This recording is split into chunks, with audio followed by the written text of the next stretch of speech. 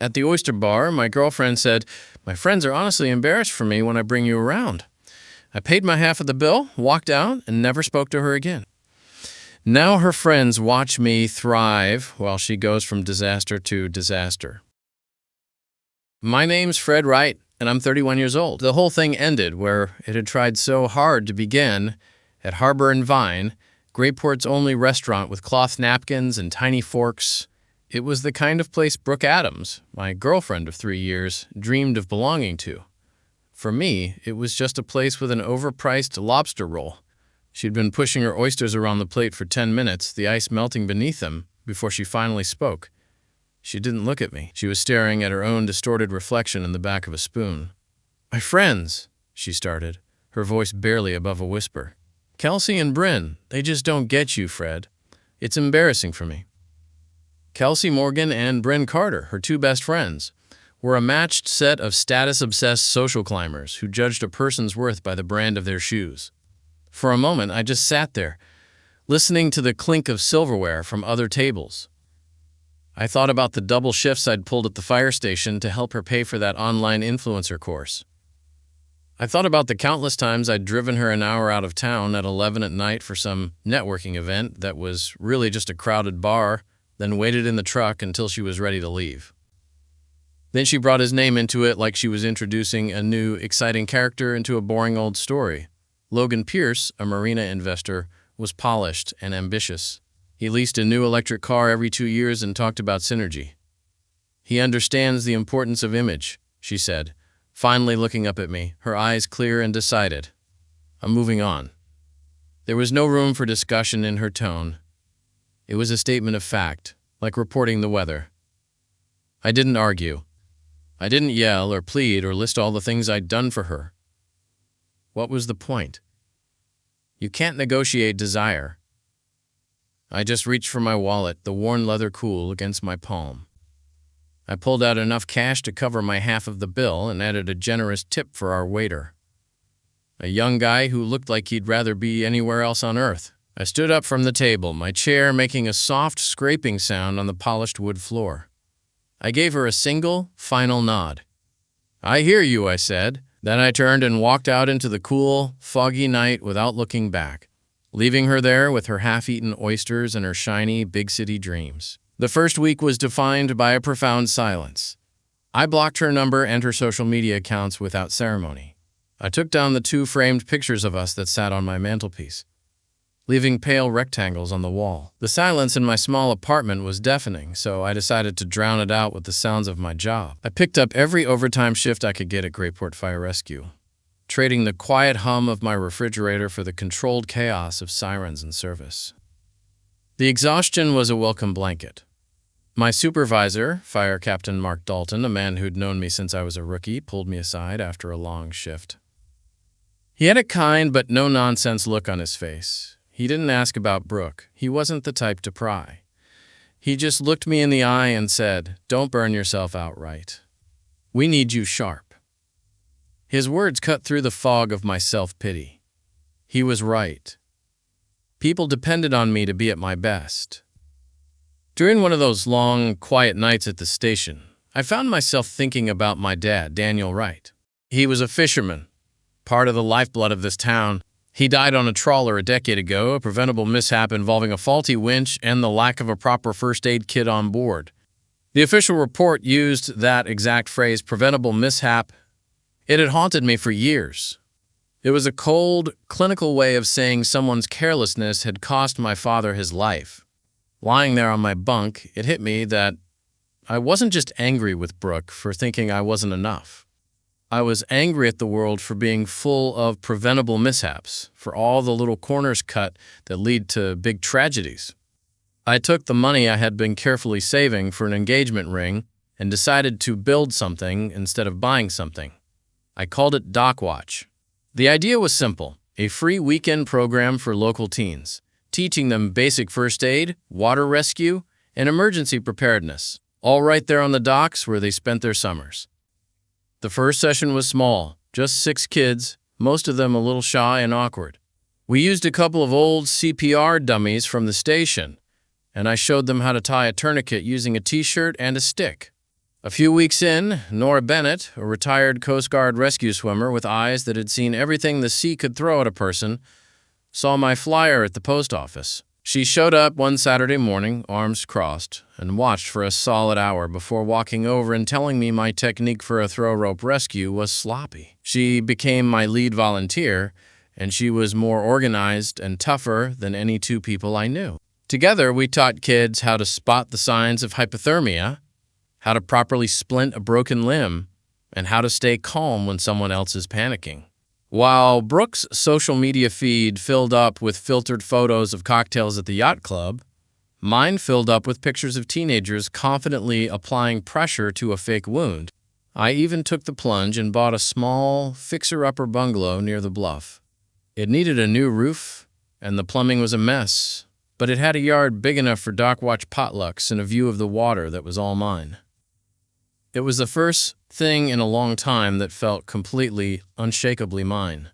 The call came in around 10 on a Friday night, a minor kitchen fire at the new members-only lounge Logan had opened at the marina. It was called the Anchor Club, a name that felt both pretentious and unoriginal. When my unit arrived, the fire was already out. A cook had gotten a little too excited with a flaming dessert, and the sprinkler system had done its job, leaving behind a lot of smoke and the smell of burnt sugar. Logan was there, of course, looking impossibly smooth in a tailored blazer, calming his wealthy patrons by calling it an over-enthusiastic flambé. And standing right next to him, looking flustered but trying to play the part of the gracious hostess, was Brooke. She saw me as I walked in with my gear, and her face went completely pale. For a second, the mask of sophistication she wore slipped, and I saw the girl I used to know. She tried to offer me a small, familiar smile, a ghost of an old intimacy. I just gave her a professional nod and got to work. My partner went to check on the kitchen staff, making sure no one had inhaled too much smoke. Standard procedure dictated that I do a quick safety sweep of the immediate area to make sure there were no other hazards. That's when I started to see things. The first was a fire extinguisher mounted on the wall near the bar. I glanced at the inspection tag. It was 2 years out of date. Then I saw the primary emergency exit. It was a big double door with a push bar, but it was partially blocked by a stack of liquor boxes, easily 3 feet high. A clear violation. I continued my sweep, my senses on high alert. Something felt off about the whole place. Behind the bar there was an emergency radio, a vital piece of equipment for a waterfront establishment. I picked up the handset and pressed the button. Nothing. It wasn't just unplugged. I opened the back and saw that the battery was completely corroded, a crust of greenish-white powder covering the terminals. It probably hadn't worked in years. I walked over to one of the young waiters who was nervously wiping down a clean table. "Hey, where's the master first aid kit?" I asked him. He just shrugged, his eyes wide. "I think Mr. Pierce said it was on order." Logan must have seen me making notes on my small pad because he came gliding over, that politician's smile plastered on his face. "Everything's fine, fellas. Big misunderstanding."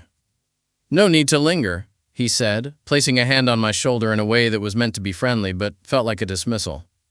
I instinctively stepped away. He was a man trained only in smiles and handshakes, not in safety protocols. Every corner that could be cut to save a buck, he had clearly cut. This wasn't just sloppy management. It was a deliberate pattern of negligence. It was the exact same kind of thinking, the same "it'll probably be fine" attitude, that led to preventable mishaps. The kind that had gotten my father killed.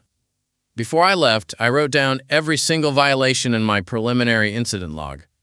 It wasn't my official report yet, but it was a start. It was a record of the truth. A few days later, I was down at the docks, replacing some frayed ropes we used for the dockwatch rescue drills. The sun was out, a rare treat in Grayport, and the water was sparkling. That's when one of my dad's old friends, a fisherman named Sal, shuffled over to me. He was a man whose hands were permanently stained with grease and salt, and his face was a roadmap of a life lived outdoors. He'd heard about the fire at Logan's Lounge and asked me in a low voice if that new investor guy seemed on the level. Before I could answer, he told me why he was asking. Logan had been walking the piers for weeks, selling a dream. He was collecting what he called founder deposits for a massive new marina expansion project. For a one-time fee, Boat owners were promised a prime, state-of-the-art slip in the new development. Sal, like many others, had bought into it. He pulled a folded piece of paper from his pocket. It was a slick, glossy flyer showing a computer-generated image of a beautiful, modern marina. He also showed me a carbon copy of a receipt for a $5,000 deposit he'd paid directly to Logan's company. The problem, Sal said, was that there was no approved expansion project. The plans hadn't even been submitted to the town council for review. There were no permits, no blueprints, nothing. Logan was selling air. And Sal said dozens of others had paid too. Hard-working fishermen, retirees who lived on their boats, young families who'd saved up for years. Logan had collected a fortune, well over $100,000, with nothing to show for it but a pretty picture and a pile of broken promises. The safety violations at the lounge were one thing. That was dangerous negligence. But this was something else entirely. This was a calculated, predatory scam. Logan wasn't just cutting corners on safety, he was actively stealing from the people of Grayport, from the very heart of the community. He was exploiting their trust and their hope for a better future for the town. Suddenly, this whole situation felt so much bigger than my own personal history with Brooke. This wasn't about a breakup anymore. It was about my duty as an EMT, my promise to protect the people in this town. I couldn't just stand by and watch this happen. My dad, who believed in a firm handshake and a person's word, would have never let something like this slide. In that moment, standing on the creaking wooden planks of the pier, I made a choice. I wasn't going to storm into Logan's lounge and confront him. I wasn't going to call Brooke and try to warn her. That would just create drama and give him a chance to cover his tracks. No, I was going to do this my way. Quietly, methodically. I was going to gather every single fact, every piece of evidence I could find, and I was going to hand it all to someone who could use the truth to burn his entire fraudulent operation to the ground. My goal wasn't just to get over my past anymore. It was to make sure my town had a future. In the weeks that followed, Brooke's social media became a public relations campaign for Logan's fraud. It was a non-stop showcase of their perfect life, all funded by the stolen deposits of my neighbors. She posted glossy photos of herself at a series of lavish sponsored dinners at Harbor and Vine, raising a glass of champagne to Logan, the visionary. Her captions were a nauseating salad of corporate buzzwords. Building the future of Grayport, one dream at a time, she'd write. So proud to be on this journey with this visionary leader. In every other photo, Kelsey and Bryn were right there, flanking her, their smiles wide as they praised Logan's brilliance and disruptive thinking. They were all in on it, enjoying the spoils of a crime they didn't want to see. Then came the post that felt like a punch to the gut. It was a picture of her and Logan on the deck of a sleek, expensive-looking boat, the sun setting behind them. She was laughing, her head thrown back, the picture of carefree happiness. The caption read, "Some people are content to stay in one place. Others are meant to sail away." It was so obviously a shot at me, at my decision to build a life here in the town where I was born. It stung, I won't lie. But more than that, it made things crystal clear. She wasn't a clueless victim who had been swept up in Logan's scam. She was a willing participant, a co-signer on his fantasy. She was selling the lie right alongside him because she loved the way it looked. I started taking screenshots. Every post, every caption, every tagged photo of them spending money that wasn't theirs. It felt gross, like I was some kind of private investigator spying on a person I once loved, but I knew it was necessary. The public nature of their scam was their biggest weakness, and I intended to use it. Word must have gotten around that I was asking some quiet questions, because people started to seek me out. It wasn't a flood, just a trickle at first. A retired schoolteacher approached me after a dockwatch session, her hands trembling slightly as she showed me the screenshot on her phone of her $8,000 payment to Logan's company. She also had the confirmation email, a cheerful, automated message promising her new slip would be ready by summer. The owner of the local bait and tackle shop, a gruff man named Gary, handed me a thick stack of the glossy promotional flyers Logan had left on his counter. "Never trusted a man with shoes that shiny," he grumbled. The pieces were coming together, forming a picture that was uglier than I had imagined. Nora Bennett, my sharp-as-a-tack dock watch volunteer, used her old Coast Guard connections to do a little digging of her own. She discovered that Logan's company, Grayport Marina Development, LLC, was nothing more than a shell company registered to a post office box in a state 300 miles away. It had no assets, no history, no substance. It was a ghost. I now had a folder at home that contained my detailed fire incident notes from the lounge, copies of more than a dozen payment receipts from worried locals, the misleading promotional materials promising facilities that didn't exist, and a collection of screenshots showing Brooke and Logan living it up on the community's dime. The full picture was undeniable. A professional con artist was preying on a small, trusting town, and his girlfriend was his head of marketing. The final piece of the puzzle, the one that told me I had to act now, came when the agenda for the next town council meeting was posted outside the post office. There was item number 4, a request from Logan Pierce for his temporary operating permit for the Anchor Club to be made permanent. He was going to use the town's own authority, its own seal of approval, to legitimize his entire scam. The ticking clock was now deafening. I knew I couldn't be the one to stand up at that meeting. It would immediately be dismissed as a personal vendetta, the bitter ex-boyfriend trying to ruin his replacement's life. They wouldn't see the evidence. They would only see me. That's when I thought of Rita Chin, a local reporter for the Grayport Gazette. She wasn't a high-powered journalist from the city. She was quiet, wore sensible shoes, and showed up to every single boring town planning meeting. She reported on zoning laws and municipal permits with the same seriousness she'd give a 5-alarm fire. She dealt in facts. I went home, put everything I had, the incident notes, copies of every receipt, the flyers, the damning screenshots, into a single, thick manila envelope. I picked up the phone, my heart pounding a little. I introduced myself and got straight to the point. I have a story about the new marina development, I said, keeping my voice as steady as I could. It's a public safety issue and a financial one. Can we meet? The night before the town council hearing, I couldn't sleep.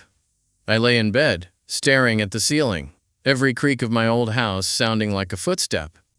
Rita had met with me, taken my file, and listened intently, her expression unreadable. She had promised she'd look into it, and that if the story held up, her article would be in the morning paper, just hours before the meeting, but I hadn't heard a single word from her since.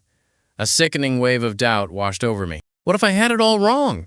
What if Logan had some perfectly reasonable explanation for the shell company, the unfiled plans, the out-of-date safety equipment? Maybe the deposits were just standard practice. I would be exposed as a jealous fool, a small-town guy consumed by bitterness. Brooke's words from that night at the oyster bar would suddenly ring true for the whole town to hear. I wasn't just embarrassing to her. I was a pathetic man who couldn't handle being left behind. I felt completely and utterly alone. I hadn't told Mark Dalton the full extent of what I was doing, not even Nora. This was my risk, and if it blew up, I'd be the only one burned. For a fleeting moment, I actually considered calling Rita's cell phone and telling her to kill the story. Just let it go. Let Logan get his permit. It wouldn't be my problem anymore. But then I pictured Sal, the fisherman's face, the way his hopeful eyes had looked when he showed me his receipt.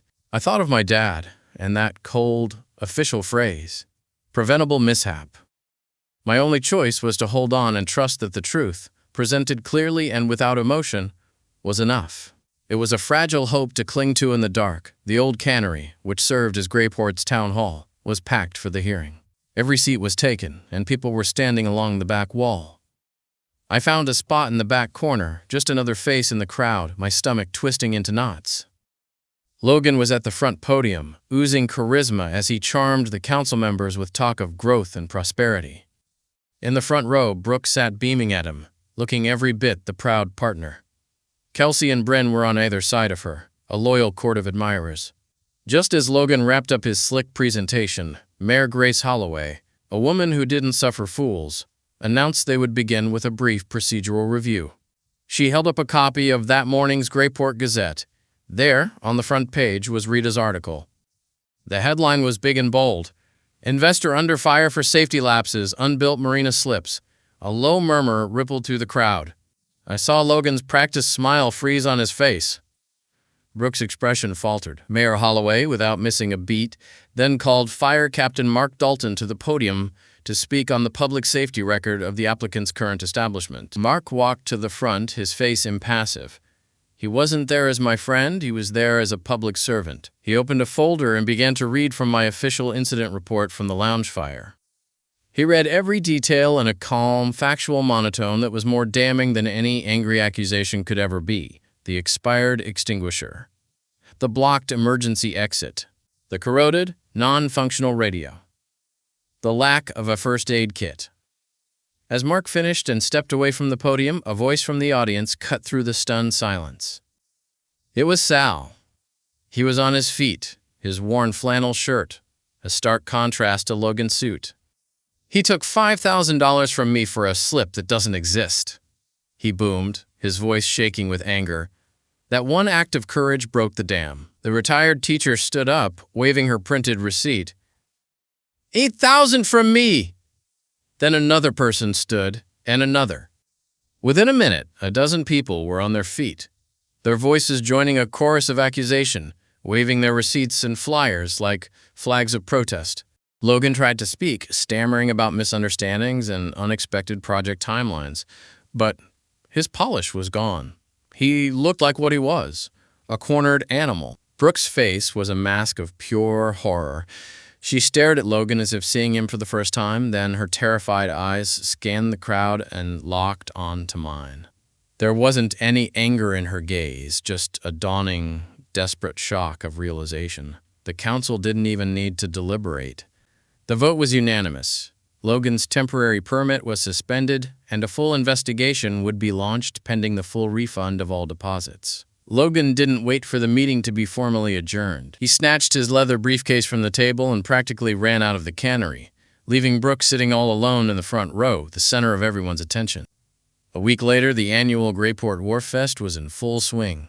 The air was filled with the sounds of a local band playing slightly off-key sea shanties and the happy shouts of kids.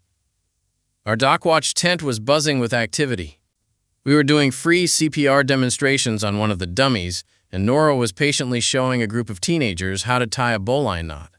There was a line of parents waiting to sign their kids up for the next session. The story of Logan's spectacular implosion had spread through town like wildfire. He'd apparently vanished the night of the hearing, leaving Brooke with an unpaid credit card bill for over $14,000 from all those sponsored dinners. Partway through the afternoon, Mayor Holloway got up on the main stage. She gave a short speech about community and resilience. Then she gave a simple thank you to the citizens who had spoken up at the hearing. And then she mentioned me by name, praising the Dockwatch program as a shining example of what makes Grayport special. The crowd applauded, and I felt a warmth spread through my chest that had nothing to do with the sun. It was humbling and deeply gratifying. Later, as the crowd started to thin, Brooke found me by the tent. She looked exhausted. The expensive designer dress she was wearing seemed out of place among the practical jeans and fishing boots of everyone else. She told me she was sorry, that she'd made a huge mistake. She said she missed the stability I gave her, the very thing she used to mock as a lack of ambition. Then she asked for another chance. I looked at her. Then over at the group of teenagers who were now laughing as Nora quizzed them on first aid. I felt a profound sense of peace. There was no anger left, no bitterness, just a quiet certainty. "Thank you for the clarity you gave me at the oyster bar," I said, my voice gentle but firm. "I found the life I want right here." I declined her offer to reconnect, and I could see the last bit of hope drain from her face. A few yards away, Kelsey and Bryn were watching us, their expressions unreadable. They didn't come over to comfort her. Brooke just stood there for a moment, an island in the middle of the festival, before she finally turned and drifted away into the crowd, completely on her own. Sometimes the best revenge is building a life they can't touch. If you've ever had to walk away to find your worth, share your story in the comments below. Don't forget to subscribe and hit that notification bell for more stories like this.